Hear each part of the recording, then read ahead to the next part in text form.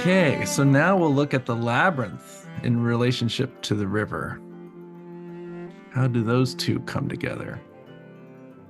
So this I learned from Richard Feather Anderson. Mostly it's kind of based on his understanding. Richard Feather Anderson is a dowser and a labyrinth designer and builder, and he was a guest in Labyrinth Summer School and loves classical labyrinths. And he's really into the forms and symbols of nature.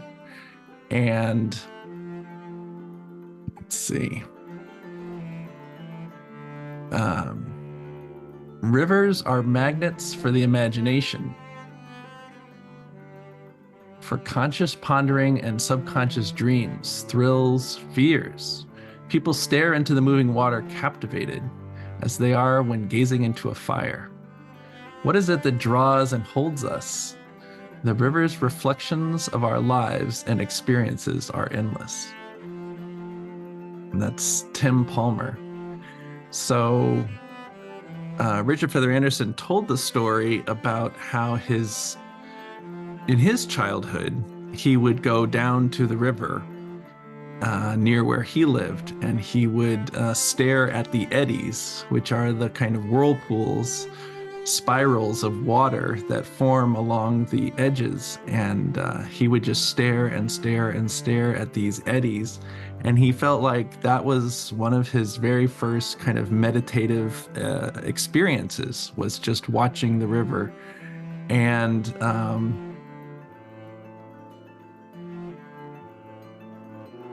he kind of developed this theory about all the different ways that the symbols of nature can be found in the labyrinth. And so I've kind of expanded and built on that. And it's interesting to think about, you know, the earliest first thing that we could ever have is just the point, right? And if you believe in the Big Bang, then everything started from that one point. And when you create a labyrinth, you start with the point, and then you can create a second point that then develops the relationship. And when you have 2 points in relationship, in geometry, you can take the compass and you can create the circle around the point, which is kind of like the orbit. And that could reflect a wholeness or unity or oneness. It also can reflect the infinite. And if the universe was birthed from the Big Bang, it goes from the singular point to the sphere of the cosmos, or exponentially expanding cosmos. And Thich Nhat Hanh, who I really admire and follow his teachings, the Zen Buddhist from Vietnam, he does a meditation where he has his tea and his brush, and he will exhale fully in meditation, and then put his brush on the page, and inhaling, begin the circle up and around clockwise, maybe 1/3 of the way, and then exhale the other 2/3 of the way and create this circle. And the circle really is how you form a sacred space. And the breath is the relationship of time, sacred time. And the other thing that you can do with the 2 points in geometry is connect them with the straight edge and form the line. And the line gives direction and connection. And if you have 2 lines, you can create a cross. And the cross is really the manifestation of putting that point and relating it to the north, south, east, and west, and bringing in the 4 directions.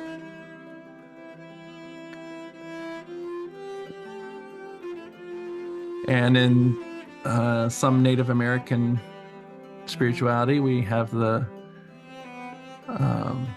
medicine wheel, which combines the circle and the cross. And also in Celtic, in many different faith traditions, spiritualities, and religions, you see this circle and cross.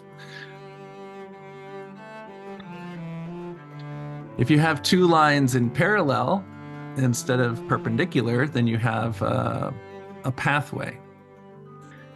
And now you have a boundary kind of on either side, but you have a beginning and an end. I guess you also had that with the line, but now you have a space in between the lines that forms the path that you can walk through. It's defined.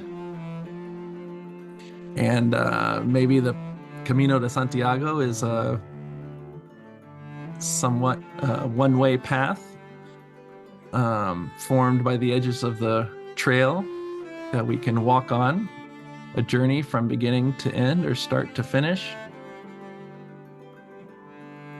And if you take 2 circles and put one within the other, and now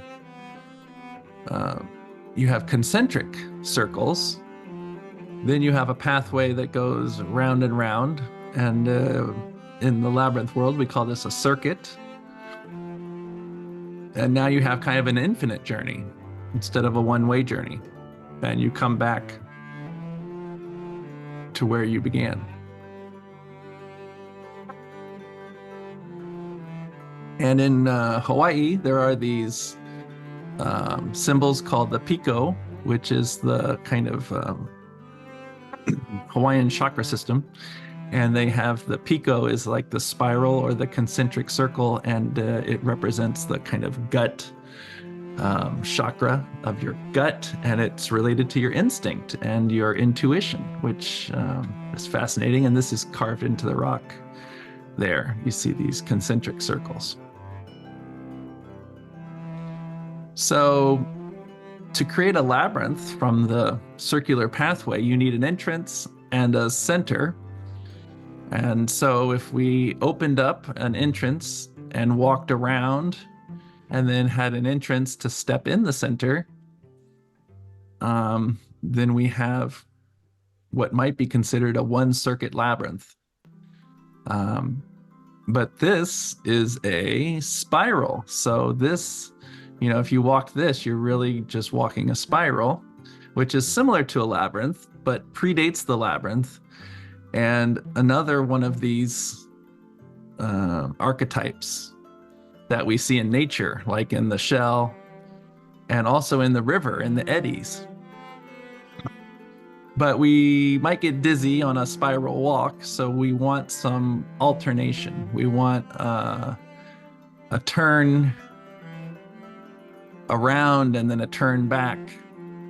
And now we're getting this switchback back and forth, going in right, turning left, and going in right to the center. So this might be a 2-circuit labyrinth, but it's missing balance. Like in yoga, when you go stretch to the left, you need to stretch to the right. And just like the river, bending to the left, it needs to bend back right. So now if we add another circuit and we have a 3-circuit labyrinth, we could turn in to the left, 180-degree turn to the right. To the right. And then what do we do? 180-degree turn to the left, and then a turn to the right. So now we have a left 180-degree turn, a right 180-degree turn, and we're a little more balanced. But there's still one thing that's missing here, and that is the meander. And the meander is not only turning left, right, but you can see the meander is actually going forward and backward and forward and backward. and forward and backward and forward and backward. So it's getting close to its, objective or wherever it's going, but it's also going back from where it came from.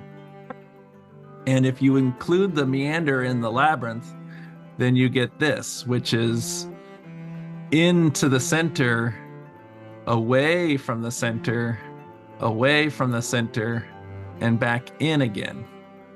And so this is perfectly balanced. You've gone in, out, in, and you've gone left and right and left and right. And even if you walk back from the center again, out, you're getting the same balance. And you're doing the meander in reverse. You're going out, in, out. And so this is the simplest form of the labyrinth. This is the 3-circuit classical labyrinth. This is the oldest form, and if you distill the labyrinth down to its essential DNA, this is what a labyrinth could be defined as, with all the pieces. Everything's there. Clearly, you can add more pieces to it if you wanted to, like rosettes and turns and lunations and I don't know, all sorts of different things. But this is its baby infancy, smallest form.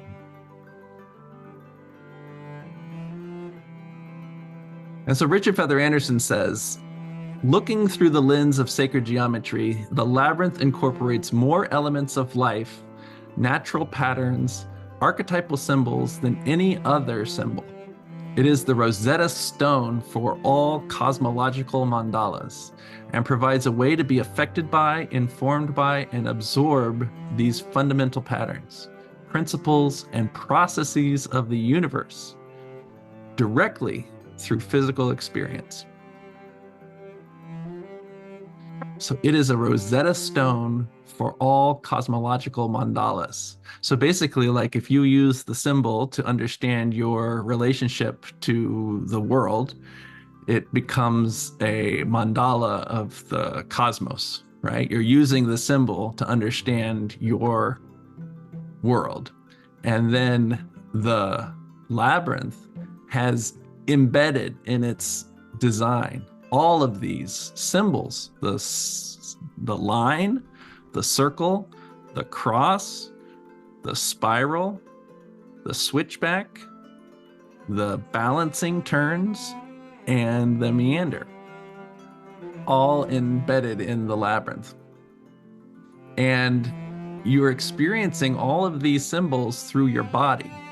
So it's knowledge that's never lost, just like riding a bicycle, he says. So that's pretty neat.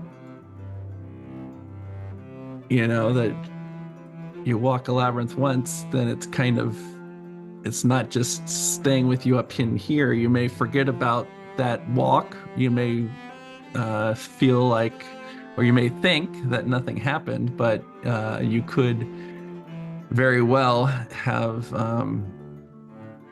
embedded that experience into your body, and maybe it's working on another level for you, or later on when you walk a labyrinth again, you can reconnect to that pattern and those symbols and experience another time.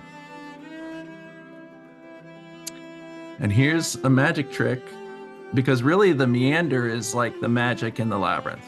Not that I want to give away the magicians never reveal their tricks, but I was given this by Robert Ferre, who was my mentor and who taught me my very first workshop. So I actually was sitting where you are now, although it wasn't on a computer. It was in the basement of Grace Cathedral in San Francisco, but I was a participant in the workshop, and he had this. This is a meander, right? It's actually a double meander. You see, and it goes just like the form we were looking at earlier. It goes in, out, in. This is what you see, in all those cultures throughout time. So you ready? Here we go with the magic trick. So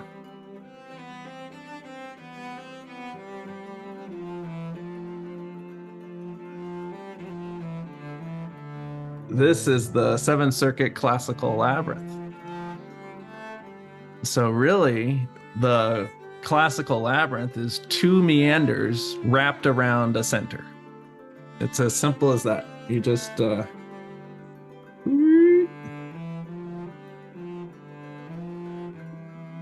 you just stack these meanders, and then you just wrap them around each other.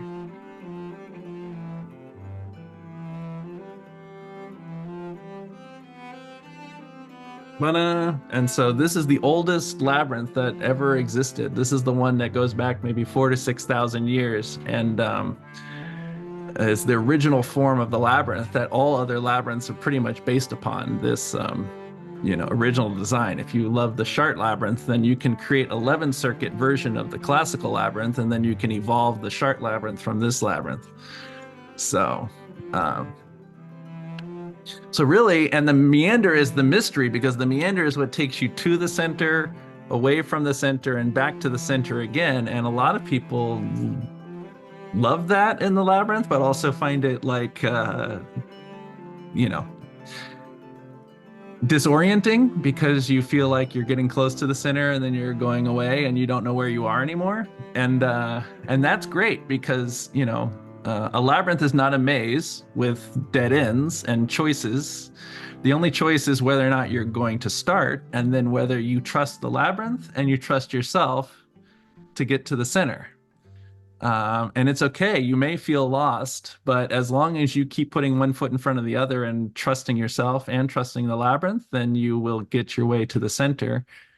And